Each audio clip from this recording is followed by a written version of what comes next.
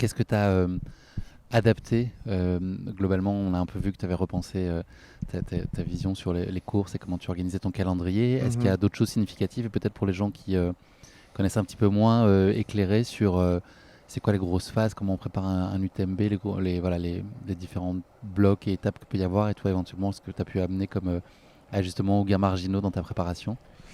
La première des choses que j'ai changé, c'est que j'ai vraiment fait de l'UTMB mon focus cette année. Comme je te l'ai dit, donc dès le mois de janvier, je l'ai notifié comme un objectif prioritaire dans ma prépa.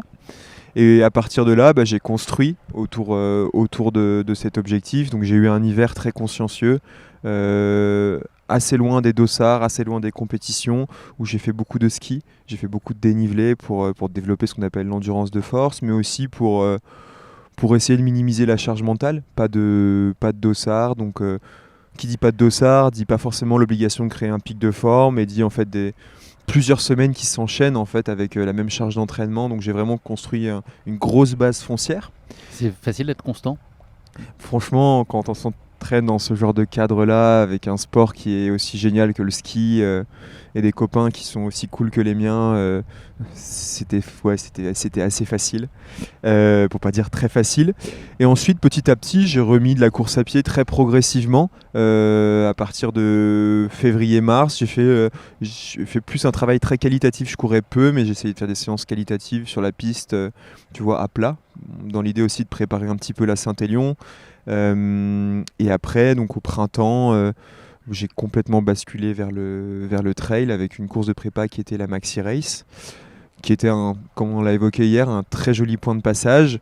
Et ensuite, à partir de début juin, du coup, a commencé la prépa spécifique pour l'UTMB, donc c'est-à-dire 12 semaines. Et l'idée, c'est vraiment de monter progressivement en charge, de diminuer la qualité.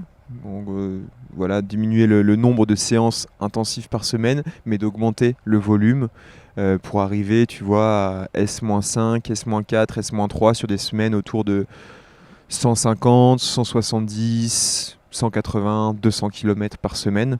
Donc là on est le 14 août, et la semaine dernière, voilà, j'ai fait ma plus grosse semaine. J'ai fait près de 200 km en course à pied, en trail uniquement. Avec des Euh, logiques de blocs, donc des périodes très resserrées où tu enchaînes les journées Exactement, intenses. j'ai fait la reco de l'UTMB par exemple, en 3 jours, et c'est là où tu te dis waouh, en 3 jours c'est long. Le faire en une journée, ça paraît complètement démentiel.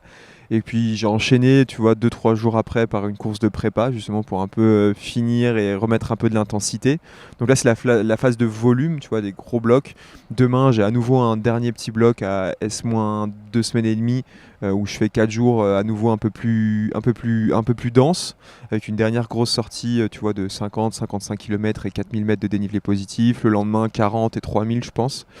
Et après, en fait, il sera temps de vraiment assimiler, donc descendre, abaisser le volume pour augmenter l'intensité. Peut-être, tu vois, refaire deux trois petites séances au tempo pour refaire monter la forme.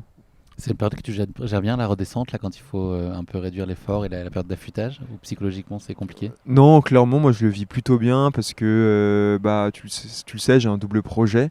Et du coup, c'est aussi le moment où, ben, j'arrive à un peu plus bosser sur mon double projet, d'avoir un petit peu plus de temps aussi pour mes proches. Et donc non, je le vis vraiment bien. Tu vois, je me dis, à la fin d'un gros bloc d'entraînement, je me dis, peu importe ce qu'il adviendra sur la course, ce que j'ai fait là, c'était un bloc d'entraînement certes pour une course spécifique, mais c'est aussi un bloc d'entraînement dans une logique de carrière. Et donc dans tous les cas, peu importe le résultat le jour J, j'aurais passé un cap. Et, euh, et tu vois, je me rattache un petit peu à ça, même s'il y a forcément un petit peu d'impatience d'en découdre. Enfin, non, franchement, je vis plutôt sereinement, je pense. La période d'affûtage, je la vis plutôt sereinement.